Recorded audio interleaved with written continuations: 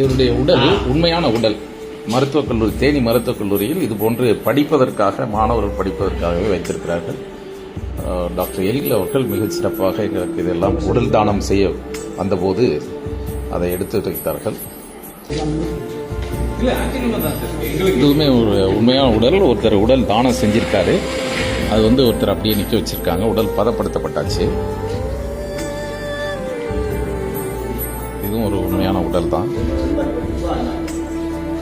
வித்தியாசமான சூழல். இதுவும் பார்த்தீங்கன்னா ஒரு உண்மையான உடல் தான விழிப்புணர்வுக்காக இந்த மாதிரி செஞ்சுருக்காங்க. இது பிளாஸ்டிக் போல் உங்களுக்கு தெரியும், ஆனால் அப்படி இல்லை, உண்மையான உடல்.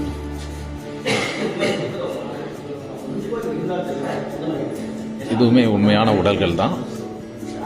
இந்த உடல்கள் எல்லாம் நீங்கள் பார்க்கலாம். நீங்கள் தருகின்ற உடல்கள் இப்படித்தான் வைத்து அவர்களுக்கு வகுப்பு எடுக்கிறார்கள் என்று சொன்னார்கள். அந்த உடலை இப்போ பார்த்துட்டு இருக்கிறோம். தேனி மருத்துவக் கல்லூரியில் இது போன்று. அது ஒரு நாய் ஒன்று இருக்கு, அதுவும் அப்படித்தாங்க.